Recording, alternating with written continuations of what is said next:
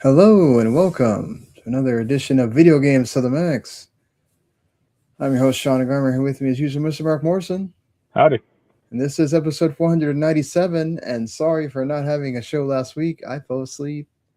And Sunday was Father's Day, so we did not have another day that we could do a makeup show. So here we are doing 2 weeks of stuff in one episode, even though thankfully there's not like a ton of things, just some major things that we have to get into, which include Xbox once again doing their thing where they have a wonderful summer game fest and their showcase and all that stuff. And then the week after, the hammer comes down, where there's a 100 next 100 days is a reset, which may include and already rumored layoffs and studio closures. So we will talk about those.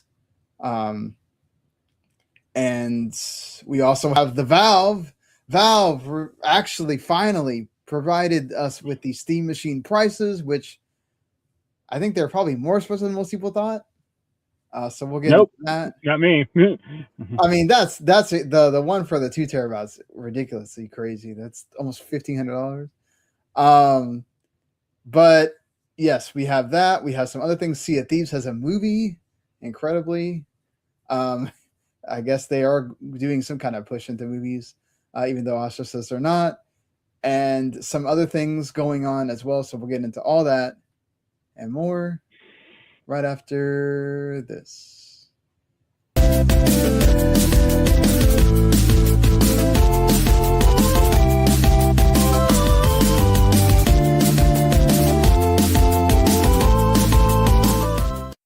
You are listening to Video Games to the Max. All right, so, well, let's go ahead and get this out of the way here with the housekeeping. We normally do the show on Tuesdays a little bit earlier than this, but I got behind with work, and then I forgot I hadn't done the news. So thankfully, Mark helped me a little bit so we could start before it turned the next day. And well, we are live right now. 2 minutes before. Yeah, minutes before. And you can also, if you subscribe to the YouTube channel, W2M Now, where you can know when we go live, you can subscribe, hit that button, hit the follow button, all that, and you know when the show is going on. You can watch us live, as some people are right now, which you appreciate. And then you can also just watch on demand later, whenever you want. And hello to y'all folks there. So anyway, thank you so much for that. And we are on other platforms as well. You can watch us on W2 Network on Twitch, on Facebook, on Kick, wherever it is you prefer. You can watch us there. And also, if you subscribe to the channel, you can also get our other shows that are part of the network as well. If you like anime, you got the Otaku Cafe guys doing a great job reviewing all the seasonal stuff they do every week. Matt especially does a fantastic job. Always got to give him, awesome credit for that. And of course, the Route Broadcasting people doing all their entertainment stuff, the movies that they pretty much review every week. And last week they already did Toy Story 5 this week. So if you wanted a review of Toy Story 5 that you haven't heard yet or watched it, you can definitely go do that. And of course, you can listen with your ears on podcasts. Just go find whichever one you want to listen to, or all three, and hit subscribe. And anytime there's a show, it will pop up in your feed. So there you go. Although I will say I'm sorry that the Rowlitz one has like a gazillion ads because Spreaker is weird with that thing. But anyway, let's go ahead and get going here. I've not been playing any games, honestly. Just it's been woke up all the time for me. So plus work has been ridiculous, so I can't like play while I'm doing other things. So one of those is justified. The other is the World Cup. So what? It only comes around every 4 years, Mark. Some of us are sports fans, you know. Plus, it helps a lot that the U.S. is actually doing really well. So 2 wins out of 2. Let's see what happens on Thursday with the third game. But even though that game doesn't matter. But either way, yes, let's not talk about soccer for a second here. Yeah, you've been playing Hell Is Us. which is a game Yeah. that came out last year. Yep. From the Nacon folks. And have you Well, got Lost yet? they just published it, but it's some other company, or I think it's some other people made Well, it. it's one of their studio. I don't know if it's one of the studios that got affected by all the mess that's going on. I mean, they don't have like a Wikipedia page, so yeah, I guess it's hard to kind of parse out. But yeah, it's a real interesting game. I would like it's very Dark Souls kind of esque, but not really. Like it's not like bonfires and it's the developer's Rogue Factor. By the way, so. Yeah, it's not like bonfires, you generate enemies or anything. But yeah, it's like a third-person action game, kind of. But it's very environmentally puzzle focused. Mm-hmm. And yeah, like there's no map. Like the game spells it out like basically at the start. Like we don't have a map in this game. That's intentional. So you got to really pay attention. I mean, they made that a big deal in all of the marketing and whatever that they were not going to have. Yeah. I mean, I can see it from their perspective of like, yeah, if you have a map, it doesn't make it like really brain dead easy. Right. I probably would have split the difference a little and give you like a map that you can fill in, or the map that fills in as you explore. Right. Yeah, that's what that I could would have have done. Too. Because I mean, it is kind of hard to keep track of like, oh, I can't access this vault because I need these 2 stupid keys. What keys do I like? Should I write this shit down? I mean, there is a journal system that is pretty helpful, but like not always entirely. But yeah, I really like the game so far. I'm about 5 hours in. I've hit the third area, but I stopped playing before I really explored it. But yeah, third-person action game, like melee focused. You have a drone they can use to like attack enemies, kind of, or like distract them. But it's pretty not one-off, but like you just can't like use it all the time. It has to take time to recharge. So yeah, you mainly just like attacking enemies with like swords and shit like that, axes and crap. But I really like it. I think the aesthetic is interesting and like the world is like really fascinating. Yeah, I mean that's great. There was a lot of it has good reviews as well. A lot of people liked it last year. Yeah, I'm playing it because someone I know was like really high up on it, and I got access to it. So I was like, I'll give this a shot. So Right. But yeah, I'll keep plugging away at it. And yeah, I think it'd be like a good game for Jens actually, because he'd probably like enjoy a lot of it, but he's busy bitching about Euphoria finally, and he finally watching that. So Euphoria. Yeah, I'm still on like season 1 of that. So. He like marathoned it in like a week or like a week and a half or something. Yeah, I mean, it helps that like there's only 22 episodes of the whole, or like 24 episodes of the whole goddamn show. Well, House of Dragon just came back, so I'm stuck on that now.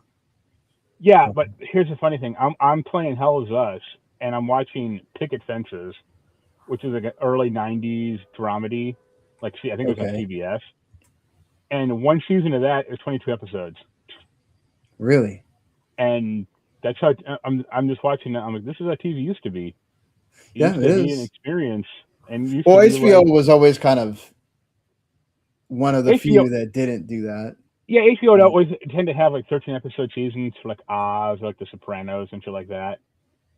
Game of Thrones would like 10. Right. And then like, but they were so high budget, it's like they have to do that because then they're spending. Yeah, I can justify that to an extent. Like, Game of Thrones is not The Sopranos or not, Arliss or, anything like that. Like, yeah, it has like a lot of locations, a lot of extras, stuff like that. But like, Euphoria, 8 episode seasons, no. Are they really going a lot of places that it's going to, Right. But I mean, it's also like, they're artsy. So I think that's a little bit different than. Yeah, that's what Jens was talking about. Like certain episodes in like season 2 are like really shot well and stuff. But I would rather, at that point, I would kind of almost rather have quantity. And also remember the like the all-star cast that they have for that thing, right? That they're paying a bunch of money. So the more episodes you have, the more money you got to pay. So yeah. You got that too. Um, But it's nice to like watch old shows from like the '90s or 2000s where you actually have like full seasons of something. yeah, it is weird now. It's like very, very rare. Uh, I yeah, mean, I mean, no show has over 20 episodes a season. I don't think, unless it's like Abbott Elementary. It might approach that kind of, but like yeah. look at like It's Always Sunny in Philadelphia. Like it used to Well, and have. and one of our commenters mentioned One Piece. I mean, that's made like that because of all the. I mean, that's a lot of money that they had to use with those sets and Right, all the other things too. I mean, and Netflix just that's the way they do their thing too. They don't do these elongated seasons either. So right. um, But it's also hard to like encapsulate an anime like One Piece into 3 seasons or 13 episodes or 12 episodes. yeah, I mean, they're having to do that in blocks, and Right. they've already kind of talked about like there's no way they're going to get to the end of that. Like, I Oh yeah. think they're going to do like I think they said 6 seasons maybe. Like it's going to get to Marineford probably, and that's about Oh, it. One Piece. No, I'm talking about the Netflix One Piece. I'm not talking about. Yeah, that's what I meant. It only has 3 seasons. Yeah, well, I'm saying it's they're saying that they may do more than just the Alabasta, sorry, but they're gonna get to like maybe Marineford, and that's about it. It's way too Okay. big. Oh, It's way you way meant too like big. you meant in like comparison to like The the entire anime. the entire Yeah. they're not gonna be able to do the entire series. Like those Right. people, all the actors will be like what in their 40s or whatever at the time like they're doing that. Well, Like it's yeah. that's the fun thing about that new Harry Potter show. It's like by the time they finish that, Harry's gonna be in his like early 20s or mid 20s. I mean, but that's kind of the point. So, that's the thing that happened with all the other Harry And Potter. John Lithgow will be dead. Yeah, well, but all right. Yeah, Done talking that list about is really TV good. show stuff. Yeah. We'll talk about some other things that are not because Xbox and their movie stuff. But let's go ahead and start with some of the things from this week, and then we'll kind of because Xbox's stuff is kind of bleeds through both weeks. We'll kind of Right. get into that earlier. But the big story of this week is the Steam Machine finally Yep. had their pricing revealed. Not only that, but as soon as the pricing got revealed and the whole pre-orders became available, reviews started popping up for the Steam Yeah. Machine. This is what they did with the Steam controller, and I think Yeah, even the Steam Deck. So yeah, it makes sense. and they're all over the place. There are people that think it's the most amazing thing ever for being a mini PC that you can put under your TV. There's Right. people that are already talking about it can barely run 007. Yeah, I watched the Linus Tech Test video, and he was bitching about that.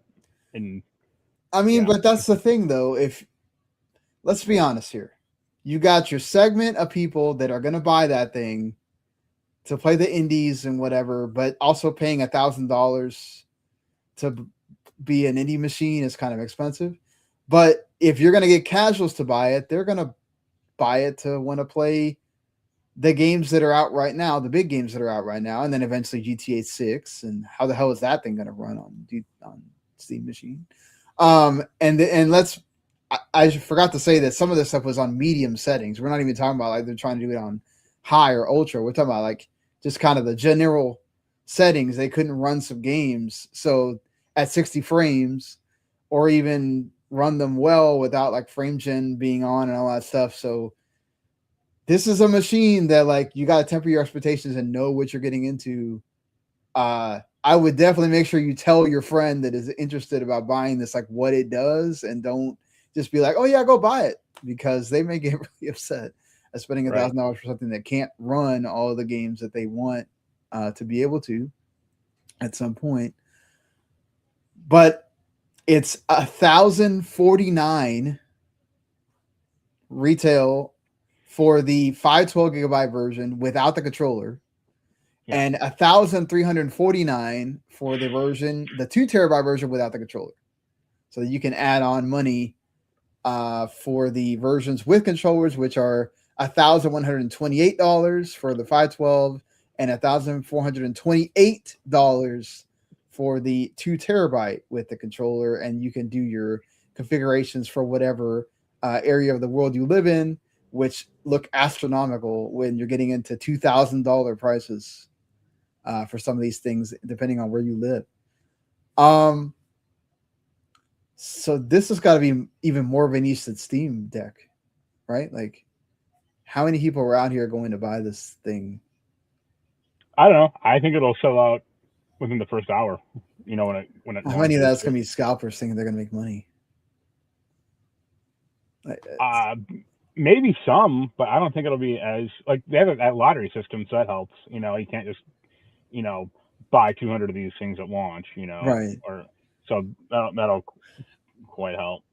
But yeah, I mean, what do you think? I think it'll do fine. Like, it'll sell out because all these things sell out. Right. Even at these astronomical prices, people will find the money and, whatever, if they really want it. It's also not something that you like gotta have. Like, do you really not have a laptop or PC or something at this point, unless yours is like really old and you want to play like games that are on Steam and only on Steam, which there are a lot, to be fair. I mean, to me, I saw a lot of people bitching about this thing, yesterday and today. What people are complaining about is a profound misunderstanding of the market. People are comparing this thing to a PS5. It's not that. Even games like 1-to-1. I think Linus did like Final Fantasy VII. I think it was not the second one, the first one remake. Yeah. And he was like, "Oh, this thing is running at half the speed or half the FPS of a PS5." And he like made like he also like made his own like Steam bot or Steam machine like competitor or like kind of like a right. I remember him announcing that. Yeah. And it's like that. This thing is not designed to play the newest games on 4K. Right. Like it's not. This thing has three main goals. Like to be in your living room and to have a small footprint basically.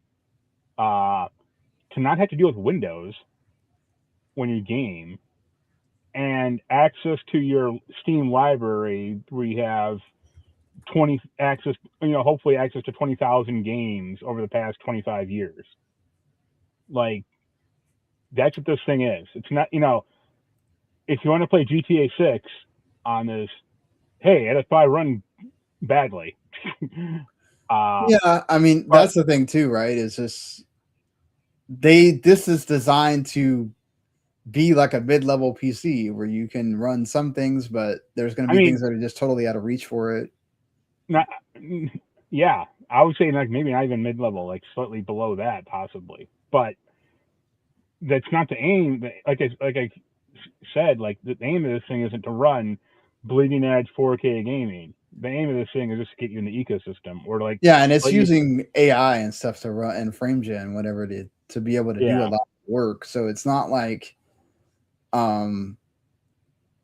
it's not like, again, like they didn't put imagine if they would have put the components in here for it to be comparable to a PC that can last for a while. My God, it would have been even more expensive. Yeah, at that point, it would be like a $3,000 machine. And I was like, yeah, that'll be real affordable for people.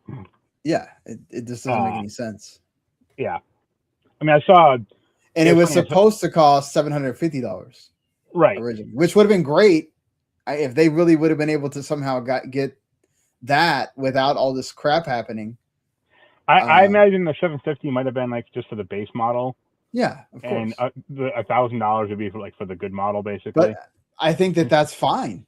Like, it's like $750. That's $100 more than a PS5 and a Xbox Series, and this is a PC. Like, it can run. It could do PC things and also play games that you can't play anywhere else. Like, it's and they're probably there's so many that are never going to come to console. So it's like there is an advantage there, but then when you're talking about 1,000, 1,100 for the base model with a controller, which you don't have to have that controller, you can get cheaper controllers, but I mean, I would even say even at like 1,100, I mean, I'd probably get the one of the bigger hard drive. But even like Yeah. 1100, like if you didn't have a console already and you just have any interest in PC gaming, it's still a decent alternative. Yeah, But if you don't have something like, okay, if I had not bought my laptop yeah, last year, I would be considering it just because of the right. games that I play, right? The I mean, indies, the stuff that's small. It's not going to be a problem. Jens doesn't have a PC. He hasn't had one for years, and he's like desperately wanting this thing. And he signed up for the wait list, and so did I, just to help him Yeah, out in case I right. get in somehow. But yeah, he wants this thing because he doesn't want a big ass PC in his like desk or in his living room. Yeah, And also, this thing will play whatever he wants, Monkey Island or shit like that, yeah. well enough for sure. So I think that is also the case. Like, I think if you like to play the games where you play with friends, right, that are big on PC right now, and you want to have that under your TV, and you don't have to be everybody has to be sequestered to their own laptop. I think that's a great idea for that if it was cheaper. Right? right, It's really hard to tell somebody there's there is a much cheaper, it's $300, $400 cheaper PS5 or Xbox out there you can buy, or you spend more money to get this. And it's like, it's very hard to do, to recommend that to people. I just view it as like an apples to oranges comparison. Where like, yes, you could spend $700 and buy a PS5. I'm kind of including the TV also. Like everyone already has a TV, so that doesn't matter. But Right. $700 to buy a PS5, where you have a much smaller game library, but the games are the newest ones. You don't have to worry about running them; they will run. Right. Versus the Steam box or Steam machine, which has much older games, but might have some compatibility issues. But Right. it has 30,000 or 30 times as many games as the PS5 will ever have. So, but how many people are out there really looking for those old games? That's the only thing. Right. I mean, that's enough. But assuming that you've had a Steam account for right 5 years or 10, however long. Like I'm sure you already have 500 games on Steam or whatever. So yeah, that's true. You have access to that library, and I should mention that starting Thursday, you have to have signed up before Thursday because the one-time randomization will take place to determine the reservation and waitlist order. And right. then the first batch of Steam Machine deliveries will begin on June 29th, which is on Monday. So having it pretty quick here for everybody. I mean, this thing ultimately doesn't interest me or you because we have gaming laptops that are better than this thing. Right. But, there is a pretty large chunk that might have an older laptop or older PC or no PC, and they just fall out of PC gaming. And this is a good way to get I think also it's a very nice thing you could take to somebody's house, right, and set up and play, right. Which again would be helped a lot more if it was cheaper. But from that aspect, I think that's great. Like that's something that I thought about, when I still had my significant other, of like, oh, okay, I could take this, right? I could get this and like take this and play this at her house, and I don't like moving my laptop, especially when I'm still technically paying for it. I don't want to touch. Right. I don't want to move it anywhere. But it's very much like those use cases. The people that really want to be able to play with their family or be out there in the living room and not be in your room stuck looking at a screen, or the same kind of screen as somebody that works with a PC all day, and then you're coming over here to play a game. Sometimes it makes it very much like, I don't want to be in front of another PC, so I can see that from some people's perspective too. But this will go down in price eventually. I hope eventually. I don't know. I mean, once in 2028. Yeah, like I don't know. Will they be coming up with another Steam machine by the time this thing goes down in price? No, because look at the Steam Deck. Like that hasn't had a significant upgrade Yeah. except for the. Well, they are screen of it. thinking of doing the Steam Deck too. They just said that the technology has to have advanced enough Right. for them to feel like it's worth it to make a Steam Deck too. So The two funny things I saw from Jeff, I watched like his bit about it was his first comment was like finally a GameCube that actually has games you want to play on it. nice. And the second he was talking about like I watched part of his podcast today. He was talking about like if you try to buy like a gaming PC now that's like fully featured or like high settings or whatever, you're looking at like $6,000. Oh yeah, yeah. And it's like why would you do? I mean, even if the prices weren't insane, like even if it was like $3,000, like $3 to $4,000, like kind of how it That's still ridiculous. But like, for people. why would you do that? Because Yeah. PC hardware doesn't change that much.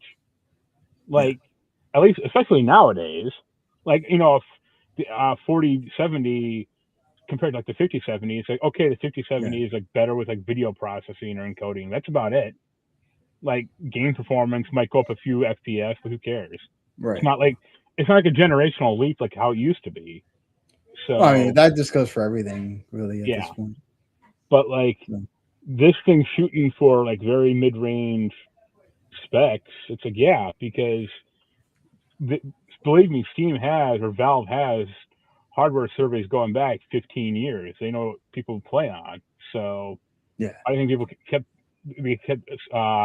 putting those things up on Steam to gather data of most people were just playing like a 1070 back then anyway. So if we have a GPU that can do like 80% of gaming, it's good enough. Yeah, true. Yeah. So I think people are like way too obsessed about like, having some like beast computer or anything like that. And it's like you need lives. Yeah, and not everybody has to have that. It's fine, depending on what you play. It is what it is. Or caring too much about like FPS or anti-aliasing or all that stupid crap. It's like get on. I'd rather the game play well than look great. Right. So. But all right, I think we kind of covered that. Yeah. Again, go check out reviews for yourself if you want to. You're interested in it, and make your decision accordingly on that. Right. But another big thing people have been waiting on. You won't have to wait very much longer to pre-order it, at least, as Rockstar did the big reveal of the Grand Theft Auto 6 cover or box art or whatever you want to call it. It's the only game that would merit a trailer for the freaking box art. It's Grand Theft Auto. Absolutely crazy that you can. That game is so the game series is so beloved and so anticipated that you can do a 30-second trailer for a freaking box art. But yeah, it's there, and on June 25th you can start pre-ordering the game. I guess we won't know until the pre-orders go live what the price is going to be, even though there's been a leak or whatever, but we don't know. There you go. You got the main characters in the middle and some other, as customary. In the corner. Yeah. The helicopter, the motorcycle, the other thing. Yeah, I'm excited. I'm not gonna pre-order it just because I don't do pre-orders, but I'll definitely be getting this game day one. If the pre-order was like if you pre-order it will give you like the trilogy definitive edition for free or something, that might be worth it. Yeah. Or it'll probably just be like, oh, if you pre-order, you get $100,000 in GTA online cash or something. But like, no Scott's like, imagine being the marketing manager. Yeah. How much scrutiny is he under right now? Like, oh. Make sure none of this stuff gets leaked. Nah. Right. Yeah. When are they going to have that? Everybody's, of course, is waiting for that trailer 3. Whenever they're going to pop that thing out there. I would make interesting if you do that the same day you're going to have the pre-orders go live, which makes sense if you do it there. But yeah, I mean, they still haven't shown very little of actual gameplay of that game. So it's Grand Theft Auto. Like we kind of know what it is at this point. yeah, but showing like actual fidelity or showing like how Yeah. the game's actually going to look would I be nice, mean, as opposed to just it cutscenes and runs that. in engine when they show those. It says it's in engine in those trailers. So I Yeah, they can say mean, a lot though. yeah, but at least on PS5 Pro, it's gonna look nice. It's Right. gonna have like the third version of their PSSR or whatever. Just like Halo showing off the PS5 Pro version first. Yeah, of course. We always got a Xbox. So I mean, look, they're trying to make money. Of course, if you have another version of the damn thing that's better than your console, you got to make it look good on there because you want to play it on that thing. Right. I think people getting mad about it. It's like, yo, they want to sell the damn thing on PlayStation. If you make it be borked on the PS5 Pro, people are just not going to buy the thing. The whole point is for them to buy it. I got to stop with the console war nonsense. Eventually gets stupid, guys. Like, stop. Yep.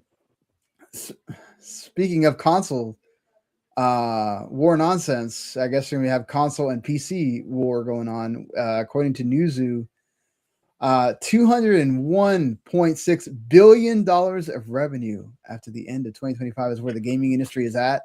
A whopping 9.1 year-over-year increase.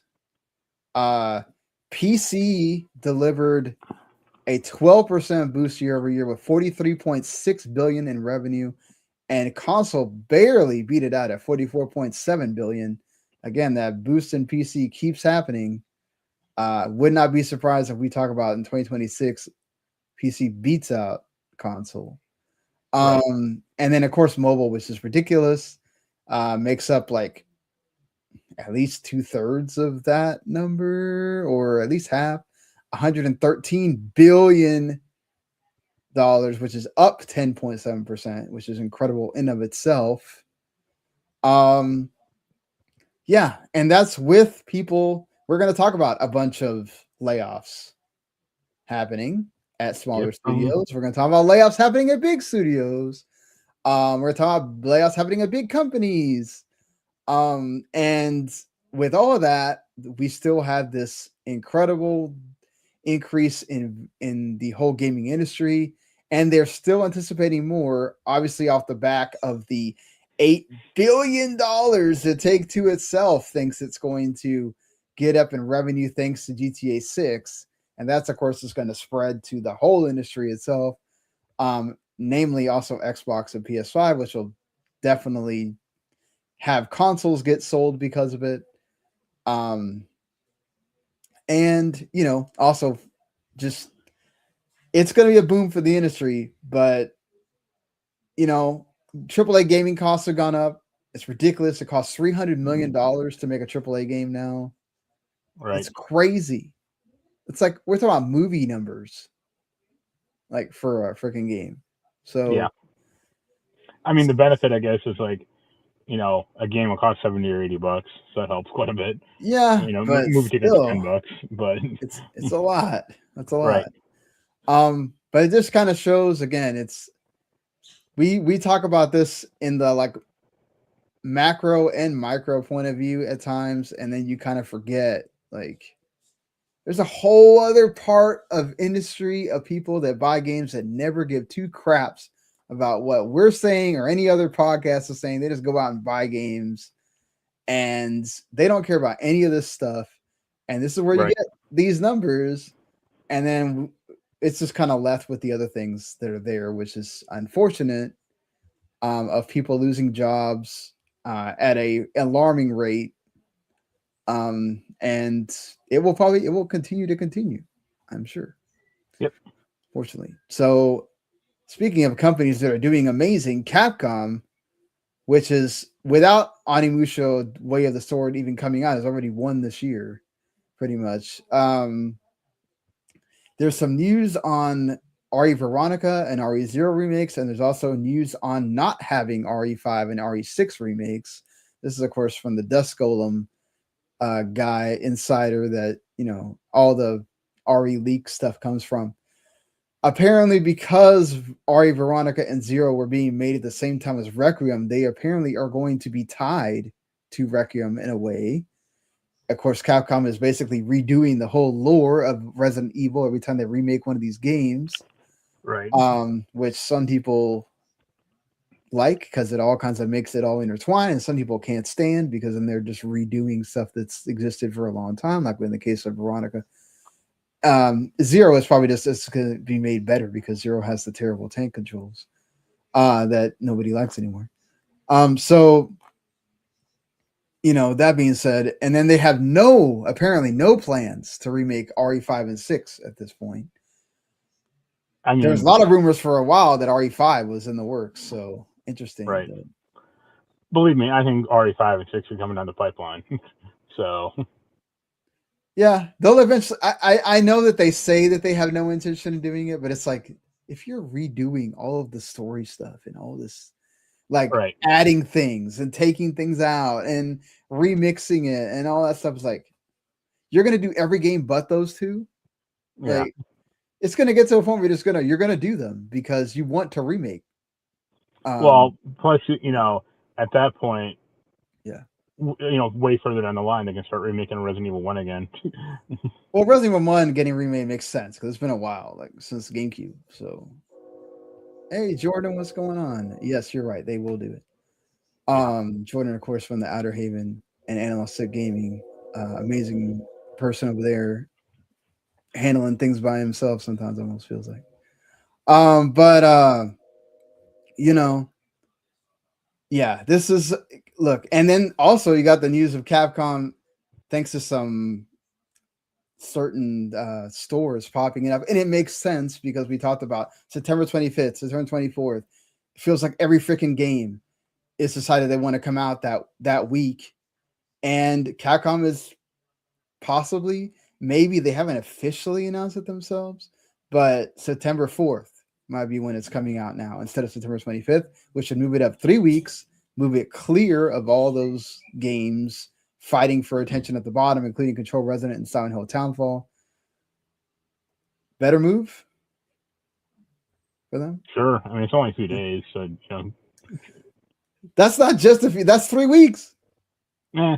It's like that's a lot. I mean, that's a lot of people's, like, you could now actually, what I was concerned about, which is like having all the money for the games. Now it's like, oh, I can actually buy this, play on Onimusha, and then you get down to the September 25th and 24th, and then you can make your decision again. Like, okay, do I want Control? Do I want both of them and just play one and then get the other? So I think that's good for the industry when you don't pack everything in like that. It's already review hell when you get to like September, October, and everything is so packed in now because nobody wants November at all. So yes, please move some more of your games somewhere else. So we're not all trying to play the same games at the same time, in the same freaking time period, which is ridiculous.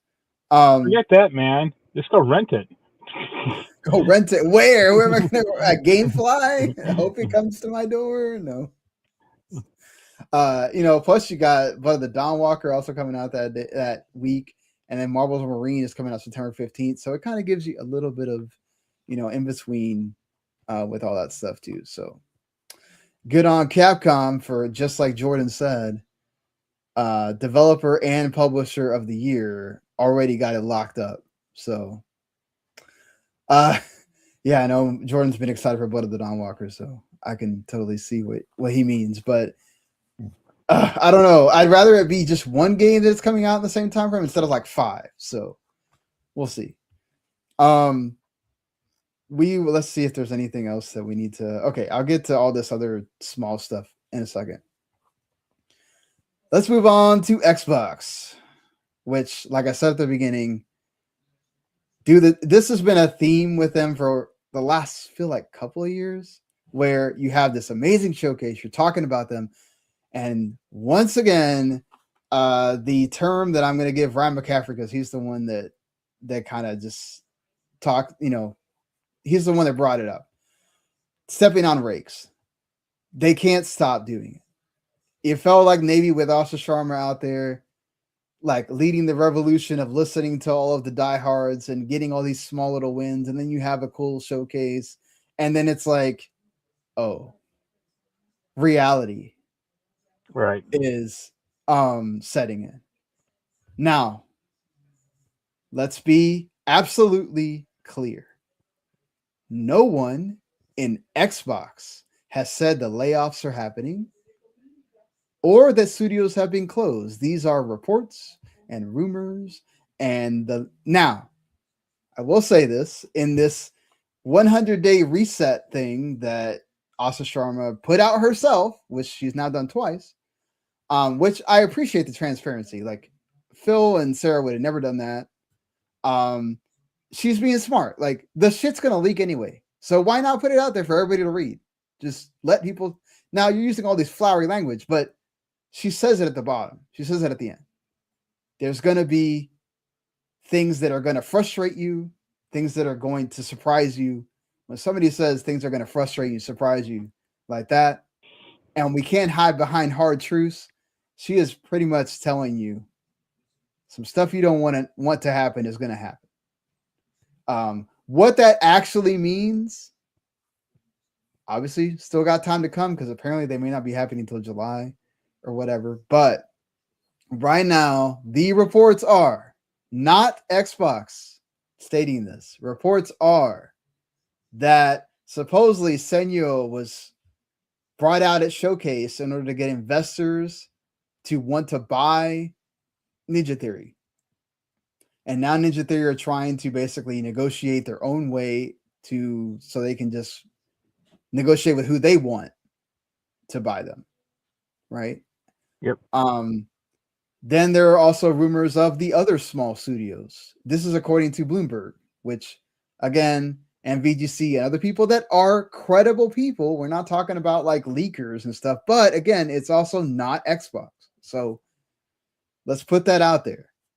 But supposedly also on the list are Compulsion and Double Fine, which, considering that Asha has talked about the franchises that they are beholden to and that they have not been able to make money off of, when you look at the things you can part with, are those are the smaller studios, right? Like, well, they're all studios that don't have franchises. except Psychonauts, I would say is well, one. I was gonna say Double Fine and Psychonauts, but they're not like hard at Yeah. work in Psychonauts 3, or we don't know that. We don't know if they are or not. But they could be, but they like doing their game jams and all that stuff. So, and Jordan's right. They got way too big, and she mentions that. She says that in that one. You know what?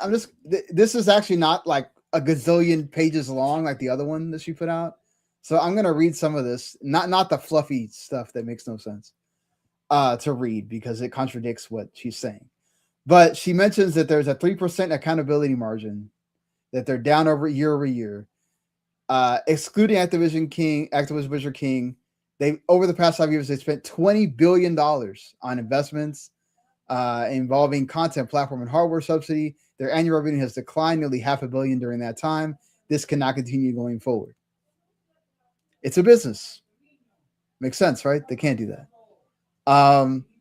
The hardware components have now gone up 5 times the price that they were paying just 2 years ago. Something they can't. It's not their fault. Everybody's dealing with that. Right? We've expanded our studio system when we needed a pipeline of content to meet multiple strategies across subscription, streaming, and devices. Game Pass. And now they have overspent on that. And now they have to be able to take these industry-defining franchises that have enormous potential and player demand, and we have not adequately funded them to compete and win. At the same time, we saw this past weekend a showcase of a reliable pipeline of first and third-party exclusives and new IP are critical to our success. We need to reassess the balance between these and our investment priorities for the next 5 years. Our current platform infrastructure is not built for battle ahead. Our systems are overly complex, which has been said by a lot of devs and a lot of people that Xbox is too complicated.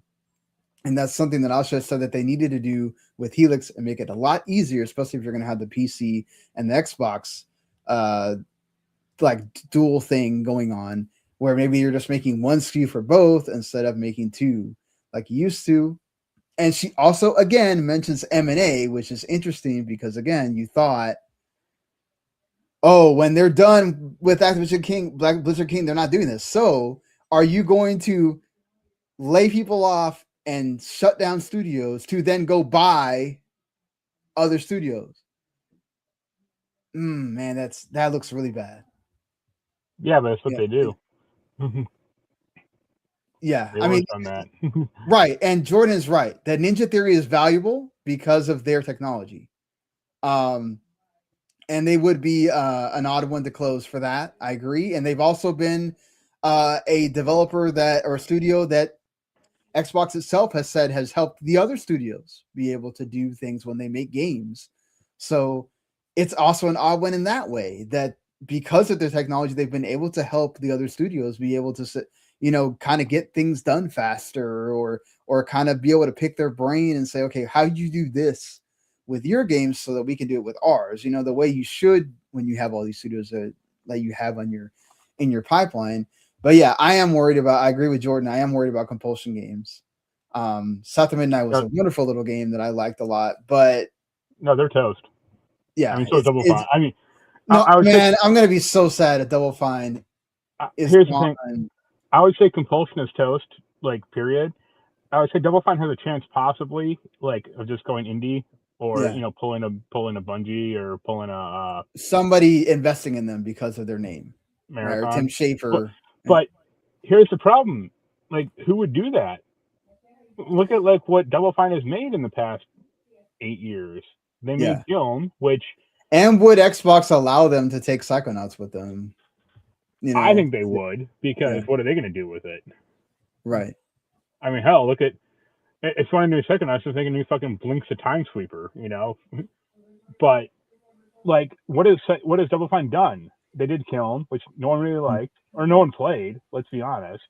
Yeah, and it's a very small number, yeah. That Keeper game, which, sure, it got good reviews, but again, I liked it. But it's a very artsy game. It's not for everybody. Right. You basically have to do a one for me, one for them. And the one for them was Psychonauts 2, which was and that was already in development before they bought it. Yeah. So it's not like, So they did the two for Tim, and that didn't quite pan out. I would say, yeah, I mean, it's the same thing with Compulsion. Like, I know you like South of Midnight. I think that's the name of it. South of Midnight, yeah. Okay, yeah. But George points out that they could easily do what they would Twister Bob, where they spin it off and then let them do their thing. And but like, look at their like past two games. Like, I hated We Happy Few. And I think a lot of people were not big on We Happy Few. The funny thing to me is if they somehow did spin off Ninja Theory, or it went independent and Sony buys them and just makes Senua PSN exclusive. That would be interesting. That they'd be like the most, and then like they just dump Senua into God of War. New one. Yeah, that would also be funny in its own way. But like that's the thing is, Jordan mentions that like if they are going to do just focusing on the big IP, and they are going to like would they consider buying like. I really hope they don't go the route of buying an entire publisher again, because that's just too much. It's like, I mean, they are speedrunning the Activision playbook, and they learned nothing from Activision. Activision only eventually focused on Call of Duty or like the big IP, and look where that it landed them. Yeah, and even like on Xbox's like big franchises or like big studios, like. They aren't making games at a good clip except for like Obsidian. And I even saw rumors that like the rumors are like Arcane is gone or like close to being gone. Yeah. Even though they did have the good news about Blade not too long. But who knows, like Black Panther. Like they just get canceled next week, and the week after that, Arcane's done. I mean, that's EA though. They will just do that. They are cutthroat about canceling, So is especially now. Microsoft, though. I mean, but Yeah, I even saw like a rumor that like they're thinking about closing Obsidian, and it's like if you that guys would be are, really sad, man. That's your yeah, best studio. yeah, it's like if Like you guys are really thinking about that, you guys are they crazy. Like can't, what? because that is their best studio. Like that is their Right, studio that puts out. Asha talks about gotta be fast. Gotta put out things faster. Gotta have you can't have these big franchises just sitting there for years doing nothing. right. That is a studio that puts out games at a clip, and Grounded is decent, does decently well. You got to have those lives. I think they're not just from the live service aspect of like, look, Grounded 2 doesn't do like light years a million things, Right. but it does decently enough, right? And I I think mean, you have to keep them around for that at least. I would also say that like aside from the Sea of Thieves content thing, like Rare's probably done also. Like I don't think you can let them go because of Sea of Thieves. Like, right. what are you gonna do? Just keep the Sea of Thieves team and then get rid of the rest? I mean, they could do that, I guess, but Yeah, like what aside from Sea of Thieves, like what has Rare done?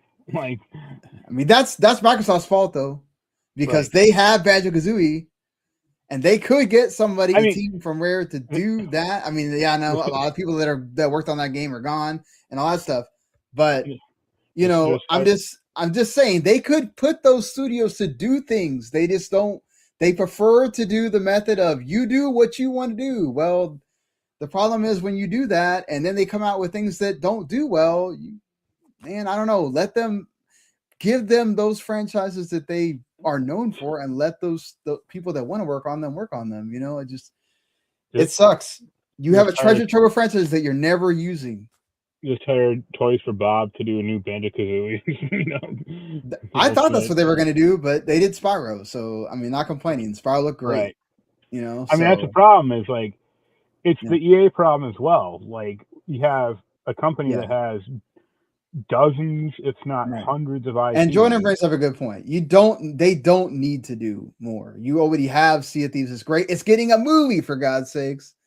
Like, That's we don't know if the movie is going to do great or not, but it's getting a movie. So that's not gonna happen. it, I'm telling you, it's happening. I mean, they say it's happening, but They already got a big producer. oh, like the Mass Effect movie when it had Avi Arad. Okay, I'm not. When Xbox is very when much about their when movies right now. when Okay, Jerry Bruckheimer was going to do Bioshock, well, that. Look, we could go down the list of right? things that didn't happen. Horizon didn't happen either. Like, Yeah, but they are. Look, even though Asha is sitting there saying, "We're not going to make everything into a movie," obviously you guys care enough about your movies right now. You got Call of Duty, you got the Gears of War thing, wherever that's at. They didn't say that they said they're probably not done with doing stuff with Halo, even though they had that horrid Paramount show. right, You liked it way more than me, but whatever. right. Look, I think there's a point to this. If they got Minecraft to be a movie, now I know Xbox wasn't necessarily involved with that, but they got Minecraft to be a movie and people liked it. So could they do it with Sea of Thieves that has a similar like creative aspect, and you're like doing things with your friends and all that stuff, and you're the main character. It's not like somebody, right? So could they get it to work? Let's see. Interesting, right? And then Disney just makes a Monkey Island movie instead, and people go see that. And Yeah, I think Jordan brings up a good point in that if they are going to streamline this and say, okay, look, we're not giving you the budgets you used to have, but you're going to have enough of a budget to where it's like maybe we just get smaller games instead of the big, huge games that take forever to make. And that might be a way where Xbox can kind of win on that platform front, where Sony is still stuck on we got to spend $500 on all these big games that take 6 years to make. And, $500 million, not I'm 500. exaggerating, but still 300, 200, 300 million, whatever. So listen, if you're spending way less and these games are coming out faster, like Asha says, it definitely helps Game Pass. I don't know about it helping, really pushing people to it buying the console, it but won't, because that philosophy is what they already tried to do and it failed. Having like smaller games. no, but I'm talking about smaller games with an IP that I'm not talking about, South of Midnight and Avowed. Okay. So there's a difference there when you're putting out. I'm not talking about like an actual Halo game. Maybe you do the, okay, let's say you do the Halo and with the Johnson thing, but you expand it where it's like not just 3 levels, but it's like a whole game of that, right? It's not necessarily Halo, whatever number we're at now, 6. Yeah, it is 6, I Yeah. guess. So, well, wasn't Infinite 6? So, like, Yeah. it's not Halo 7, but it's something, right? And then you can that does well, right? Then you can go and have the team work on whatever the big Halo thing is. But obviously, they're going to do all of the campaign evolves first, so they're busy doing that. And I agree with Jordan again. It's like what Asha wants is consistency. It's a thing that Phil said he wanted for a long time, right? Where they wanted every quarter, you got to have a game, you got to have this.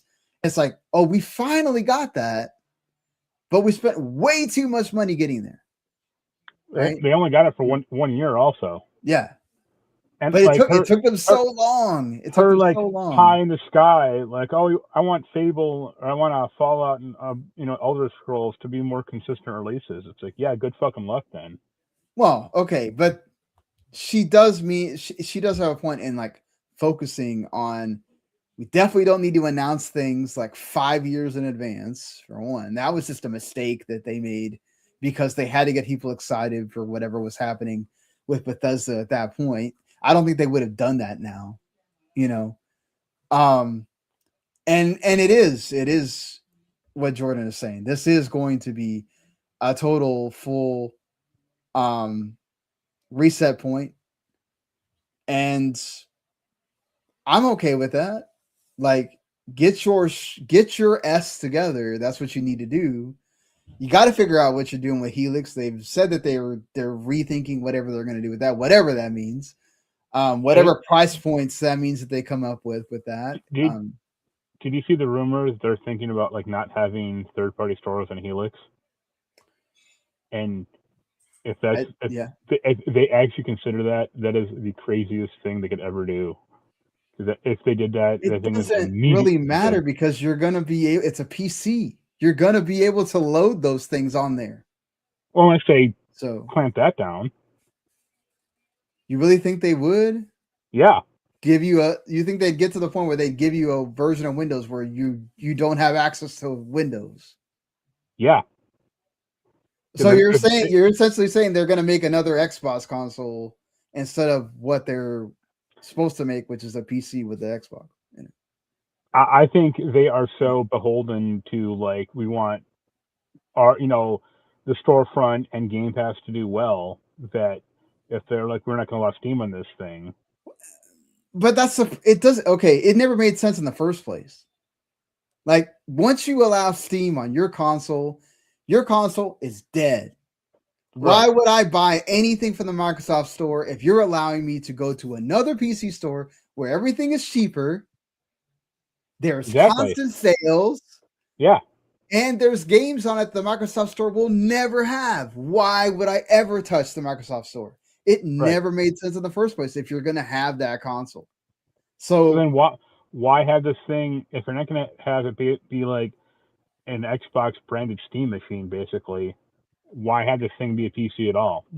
Maybe because they're stuck and they can't go all the way back, because then it will not come out when they need it to come out, that's the problem. Asha was handed this thing. She didn't decide to make it, Right. And yes, it's what Jordan said. It may not be a PC anymore. I don't know how much of that they can remove out and decide that it is now just an Xbox again, which, look, the PC thing, I thought it was cool to be able to have that. and have all the access to the stores, and I think the ROG Ally is amazing for that and whatever. But yes, you're right. They are publicly rethinking it, but it's because it doesn't make sense. It doesn't make sense the way it is. The difference between like the ROG Ally and Helix is like Asus isn't a content company. Like they aren't making games themselves, so they're like, yeah, put whatever storefront you want in this ROG thing because we don't care. Like, we're not getting a cut from like. Microsoft didn't care at that point either. So let's be fair. I mean, I think Asus does have like some like weird storefront maybe, but no one cares about it. So. The thing is, if you're going to have an Xbox console, you can only give them the ability to get into the Microsoft Store. The moment you allow, obviously, the moment you yourself allow anybody to download another store. I mean, that's what like Epic was talking about. Like, oh, we're going to have a good relationship on this thing. It's like, why would Microsoft let you like? Because at that time they were right. At that time, that was the whole point they were trying to sell was, okay, you can play your games wherever you want. You could download whatever store you want. You could buy it wherever we don't care. We just want to be everything for everybody. And that worked until they don't even know what messaging they were doing with that thing. And so now Asha's having to take that and go, fuck, Phil, you just fucked me. So like I'm having to just redo all of this stuff that you and then went out there and like totally, whatever. Well, it's not. I mean, it's ultimately not Phil's. Phil is not the grand wizard, or he's not the ultimate. Well, also Sarah Bond and also Satya. Satya is a huge problem with this. Yeah, I was gonna say the buck stops with him, not either. Because it's Satya's fault they're in this position anyway. Because he's sitting there investing constantly in AI. They're a freaking investor in OpenAI, and then they're sitting there talking about, oh, the components are 5 times more. It's like it's your fault. Yeah. It's your fault. So, I'm just saying, like, and this is why you can't have, Viva Pinata 3. Right.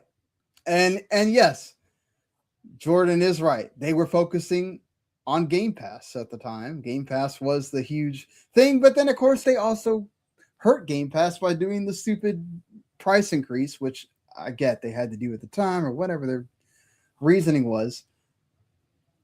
It absolutely destroyed their subscriber numbers by having that thing go up, and Game Pass doesn't work as a revenue generating idea because you have to invest in all the content to put it on the system. But that's why they don't spend so much money on getting the newish games in there, because then they get to save money by having like, oh, the one big indie here and maybe some like kind of anticipated AA game here and there, and that kind of thing. I think ultimately, like, the initial like Ninja Theory and Double Fine and stuff, those ideas or those acquisitions could have worked, but they needed to actually have someone, Matt Booty or whoever, going like, hey, you need to make profitable games.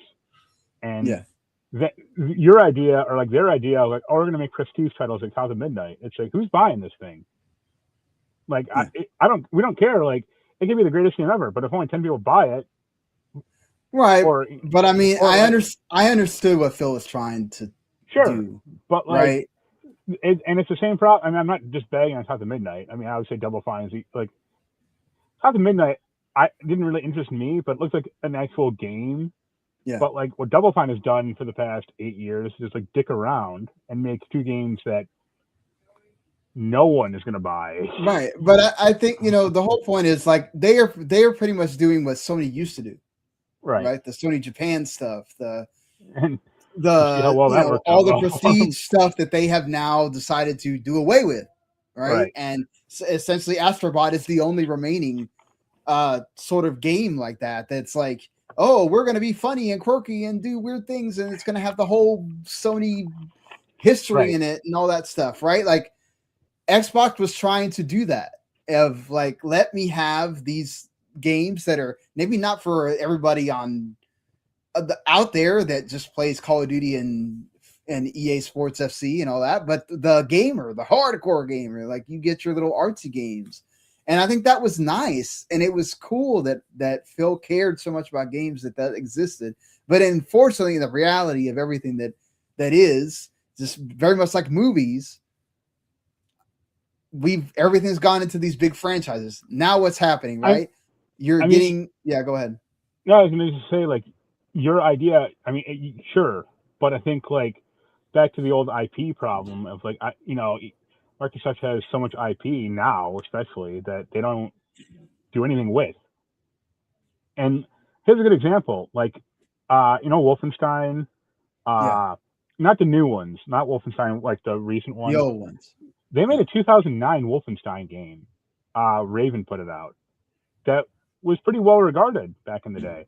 Mm-hmm. It was on Steam for like a year or something. Then it got yanked off forever. And it's like, why don't you put that back out there? Or you have a ton of games that are kind of just lost to time. Put it on Steam, or put it, even put it on the Xbox store. Like it ain't going to generate a ton of income, but it'll generate some. Yeah, but But how much money does it cost them to nothing. go through all the work to put that back on there? Wolfenstein runs. No, I'm just saying, like, I mean, I yeah, if wonder it's like what some like Windows yeah, 95 game or something, yeah, you'll need to pump it up or fix it. But like, right. they are very poor custodians of their IP, and them going like, "Oh, we're going to buy another studio, or we're going to buy another publisher." It's like, Yeah. not in a million years would I trust you with anyone. Yeah, Jordan's bringing up the whole point of Game Pass was making, and it does make a profit if you do all of the fancy money stuff that they do with it, which they don't include any of the actual money spent on the studios and the studios' own games and all of that stuff, which again makes sense. They're only spending what they spend on the actual games that they put into the service. Having first party studios apart from that doesn't mean that, that incurs on Game Pass.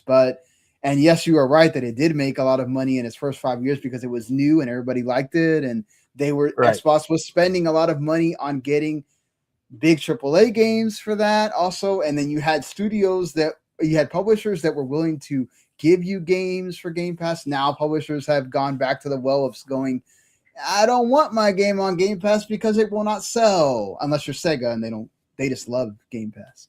So Yeah. it's like, and Atlas, but same company, but still, Yeah. like, aside from them, everybody else has gotten to the point where it's just like, yo, we'll give you the game on Game Pass later because we want to make money with our game first. And that's fine. They get to double dip. Microsoft gets to make money, but then also Microsoft pays less money at that point because the game's old. So that's the thing. It's like now they're spending less. You're getting less, like, I'd say, quality games, right? For the average player, I'm not talking about for the person that plays games all the time, like us, or plays the hardcore games or whatever, you still get some really cool things. There's still some things when I resubscribed to Game Pass like last month or whatever, and I found a lot of cool gems that have been on Game Pass that I kind of forgot because I didn't have it all the time. But it definitely is not, what it used to be because they've had to invest less, right? And they are still investing in, like, they have the ID at Xbox thing. They are still investing in other games and studios outside of their own first party. So, it's a thing that they have to look at all of this, like what they're spending on everything. And unfortunately, I hate this for the studios. I hate this for the people working at these studios. It's got to be mind-boggling right now to basically know that at some point the hammer could come down. Like there's already, ZeniMax's There's rumors of people at ZeniMax are talking about like they already know layoffs are happening. Like it sucks. It sucks to have to talk about that and have to know. But Asha says it at the bottom of this thing. For some of you, these realities will be surprising and even frustrating to discover. We won't succeed by hiding hard truths, nor will we succeed by doing the same thing and expecting different results. Duh. Like the everyday wins mentality from the first 100 days, we will sprint to make progress against hardware, content, experience, and services together. Yeah. Then they also got to figure out what they want, right? It's like somebody needs to sit in a room and go, what are we trying to do? Are we trying to be the number one publisher on planet Earth? Are we trying to be number one console wise and brand wise and all that? Right? Like, I think there's a little bit of like, you got to choose one, right? Because if you try to you can't do both. And if you do the other one, the one that's all about the publisher, then what you're doing with the exclusive stuff doesn't make sense.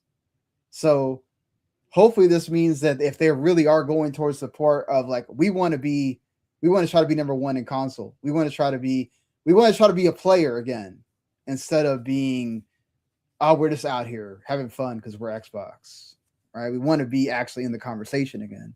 So, it'd be awesome if Xbox is actually the best console again, because I love my Xbox. I still play my Xbox. I still turn it on every day. Even though I play more stuff on my laptop now. But like, I think they just got to I'd love to know when we get to the point of, okay, when the reset is done, what are we doing? I want to hear what we're doing at now. What's the actual plan for the future, aside from, okay, you showed us some awesome games at the showcase and those are all exciting and everything else. I want to hear all of that stuff. So hopefully once we get past whatever this 100 days is, which is the heartbreaking part, the part that's going to suck, the part that we're going to have to talk about terrible things nobody wants to hear about, which is people losing jobs and all that stuff.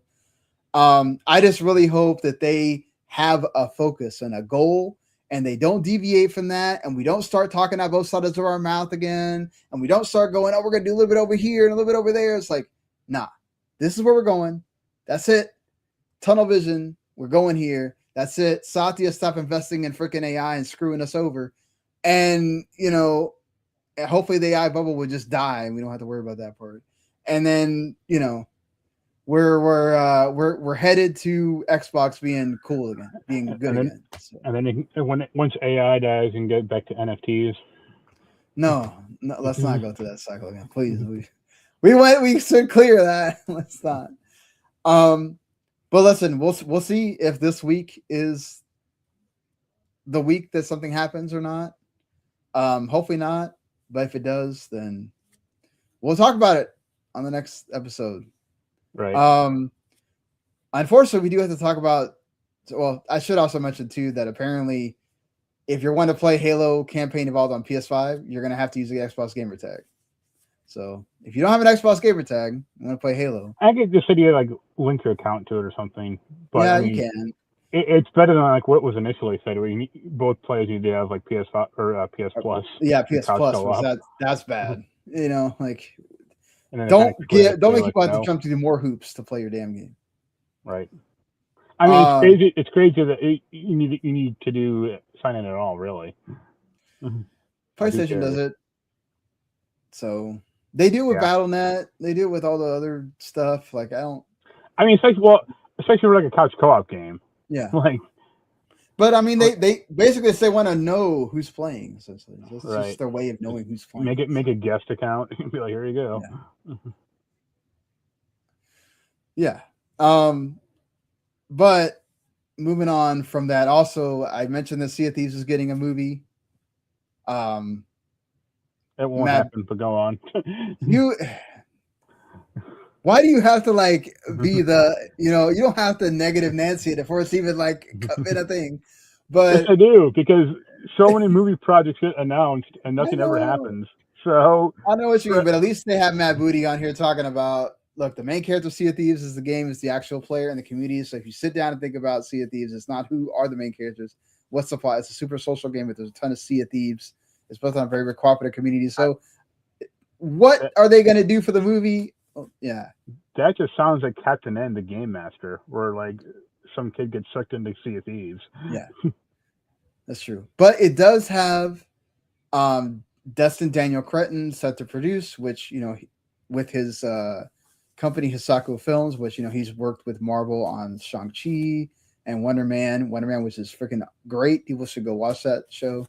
And Spider-Man and the Brand New Day, which hasn't come out yet, but looks like it's going to be really good too. So at least they got a really good producer. So, you know, that's a start, better than not having anything, you know, just saying. Don't worry. Once that what was it? Split Fiction movie comes out, then I'll eat my hat finally. I guess we'll see. Wait, that's the joke. Is it's never coming out or never? I know. Or that Metal Gear Solid movie that was in development for like a decade and nothing ever happened. But hey, at least they revived that now, and it looks like it's more certain to happen now than it was. So yeah. CI Games has delayed Lords of the Fallen 2. Not the first time this game's been delayed. It's now going to release in Q1 of 2027. And you know, as is typical for this kind of thing, their gameplay feedback team has basically said that there's a lot of enhancements that will benefit from additional integration, iteration, and polishing time.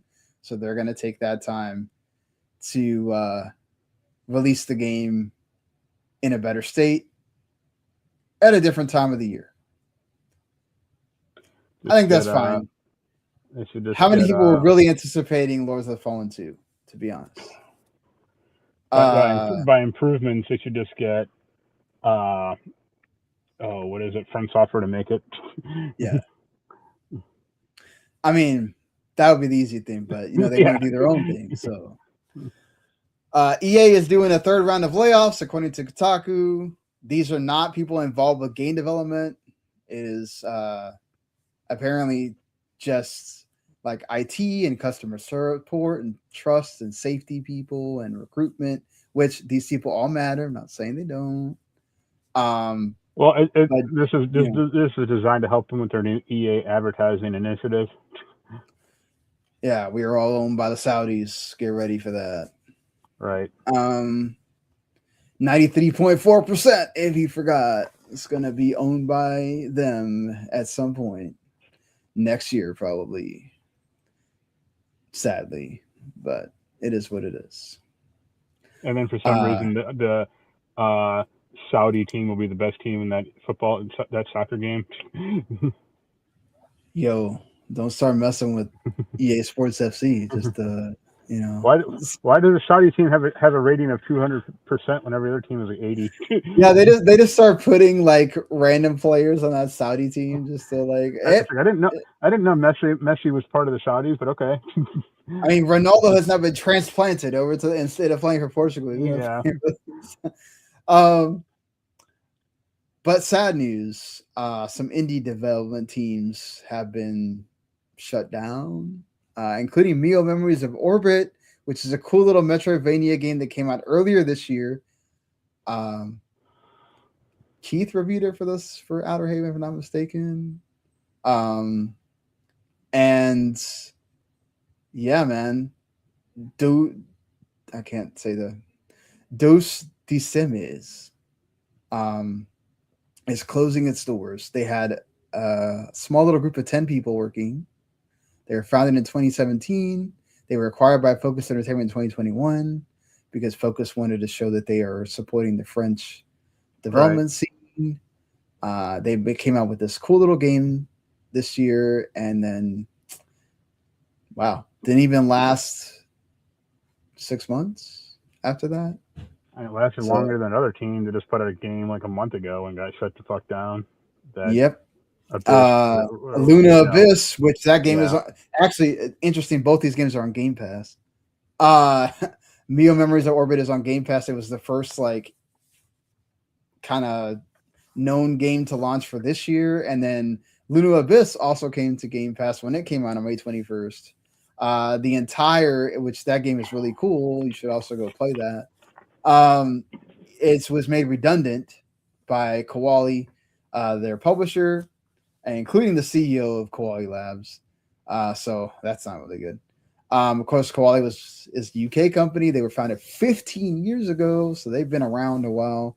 And unfortunately, that whole team is now just been dismissed.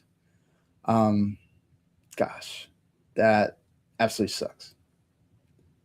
I hate seeing stuff like that. Absolutely hate seeing look, I get it. A lot of game companies or game development teams, they don't make it to their second game or whatever, but like just seeing them be dissolved like after a month is absolutely disheartening. And to put on top of that, Don't Nod, which I feel like this is not the first time that they've run out of cash or run out of funding or whatever. I think this is like the first major time though. Yeah. Or yeah. So Don't Nod is apparently going to run out of funding later this year unless they secure new investment. Obviously, Aphelion came out and did not set the world on fire. They've been around for a long time as well. They've been around since 2008. They sold a part of their stake to Tencent in 2020, which Tencent themselves have also started looking into how they get out of some of their investments, especially in the Japanese studios. So not only are NetEase doing that, now Tencent is trying to do that as well. Interesting what these Chinese companies are doing with Japanese studios, which is not great either. And Don't Nod has kind of been around. They've been making a lot of games. And Tencent does not intend to inject more money into the business in the short term, nor fund any games it currently has in development. It has 8.8 million. It's kind of there right now. They have other games in development that we know, and don't know what's going to happen with those games, unfortunately. I mean, I like Don't Nod, but they kind of ran into the same problem that Telltale ran into. Only Telltale's problem is they focused way too much on licensed crap. And they had too many going on at the same time. Yeah. Don't Nod, their problem is their technology didn't really evolve much. It seemed. And all their ideas, past maybe Life is Strange 2, just no one cared. Or it just seemed very out there. And I know, I think Lost or they Records, became derivative of the same thing. Yeah, it just kind of looked like I was like, oh, this is another Don't Nod game, like Lost Records, Blooming Rage. It's like, yep, I can see the DNA completely, but it just didn't seem like they were evolving that much, or Twin Mirror. It's like, okay, yeah. And then they were also a publisher as well, which they had quite a few of their games, not like Vampire that didn't. Yeah, I mean, I played that game. I think I reviewed it, and it's that's not a good game, but I gave credit at least to that game because it was way outside their wheelhouse. Yeah. The one game that came out that I really, really loved was Banishers, Ghost of New Eden. That was really good. And that was just 2 years ago. Yeah. Yeah. So I loved their first game. I loved Remember Me. Yeah, Remember Me was great. Tell Me Why was fine. That was they're kind of Life is Strange, but it's not Life is Strange. The one, I mean, I don't know how much they're going to get for it. Well, they're not going to get anything for it, I should say. So I was going to say they might get some money from that TV show, but Square owns that now, so they're not getting shit. I don't even. Make a Remember Me TV show. Yeah. And that's the thing too, right? Square is the one making money off the Life is Strange thing. So yep. But I think that's it. I mean, there are a few deaths that Ubisoft, one of the Ubisoft brother creative brothers passed away. Yeah. Yeah, Claude Guillemot passed in a tragic plane accident where he's basically teaching him. He had a flight instructor trying to teach him how to fly a Cessna. Yeah. And it crashed. unfortunately. And He's one of the founders of Ubisoft. yeah, he wasn't like involved in the company anymore, but Yeah, still. and then the Doom composer, Yeah, Doom Composer Pass as well. right? And hey, it's Sonic's 35th birthday. Yeah, it was interesting to hear that like they almost like stopped making Sonic games after a while, and like then it kind of got revived, and now look at where Sonic's at now. So Right. knocking it in across worlds. He ain't no Billy Hatcher. Yeah, And that's. I think it's the N64's like 30th birthday also, at least in like Japan. Came out a few months later in America, but Hey, rock on to the N64. Still getting love on Switch Online. So, yep. There's that, I guess. Jeff's gonna start reviewing all the N64 games now, which is going to be highly entertaining. But there is games that are coming out this week that we should talk about. As Deltarune Chapter 5 is coming for free if you already have Deltarune Chapters 3 and 4. So go for it, everybody that's excited for Deltarune. Play some more. I know y'all are excited for that. Star Fox, the remake of Star Fox 64, also comes out on the 25th, which is Thursday. So, yeah, go play that. The Dead or Alive 6 Last Round also comes to PS5 and Xbox Series X. So if you've still been waiting on that to come out, you can go check that out too. So, and I think that's kind of it. Aside from like, are we there yet? It's finally coming to Xbox, and yeah, everything is. But still, I'm sure a lot of people are excited about Star Fox somewhat. Yens is, which I still find is crazy. I would be if it was on Cheaper. the cheap end. I would be if it was on the introduced any new gameplay systems end. He was like, "Oh, I played the demo and it's really good." And I'm like, "Yeah, it was good 25 years ago too. Yeah, 30 years same ago." game. So. It's the same. It's the same game. Not that there's anything wrong with that because remakes come out all the time, and you deliver that same experience. So at least with like, I mean, I don't mind remakes if they like Resident Evil or Final Fantasy VII. They at least introduce new shit. I mean, but that's different. Like they intentionally went out and said, "Let's do that." Like most remakes don't do that though. Right. And then you get the people that get really mad when you do that. So yeah. it's like I saw some like crazy guy complaining about Final Fantasy VII remake, like how it's worse than the original game. I'm like, you are guys, crazy. it's not supposed to be the original game. Stop doing that. Like, or like play how the it was original like, game then. Or like it was like it was like dramatically worse, or just like it has like no positives at all compared to like the original. I was like, whoa, okay. Oh damn, Rhythm Heaven Groove comes out next week. Shit. Which one? Rhythm Heaven Groove. Might actually use my Switch. All right. Also, Adventures of Elliot has been out already, and apparently it's awesome. And now I have to go buy that thing on Friday so I can play it finally. That was the other funny thing. I think it was like last week. It was like the Switch 2 first year anniversary. It's a couple weeks ago, yeah. And I had to think like, how much have I used my Switch 2? And I was like, I used it for 3 games, and only 2 of them were Switch 2 games. So I've only used it for Bonanza and Mario Kart, and this is how something else I can't think of it. Yeah, I used it for Bonanza and Metroid Prime. Okay. And Theater Rhythm, but that doesn't count. That's a Switch 1 game. Yeah, I play that all the time too. Man. I still have like an unused Mario Kart code. Really? You haven't even played that thing? No. I'm like, I don't know. Do I really want to even care about downloading this? Or, just maybe it's just. I'm surprised they haven't done anything with that game. Really, like I figured introduced one of the things that they would announce is DLC at the. I think they do like very small updates. Right. Very small, but it's not like, oh, here's every track from Mario Kart 64 or anything like that. It's just like, no, we just more music. I think they're gonna wait until like there's a we got to hit the button to have more content thing. So right I now, don't think they're gonna do anything at all. I think they're just gonna work on Mario Kart 9. really. Because I don't think this game. I don't think people were not like enthused about World Tour as much as like No, Mario they Kart weren't. 8. And also, So like the having that free roam thing was supposed to be a big deal, and it wound up being like a total wet fart. Like it's just yeah, kind of like nothing. So, right.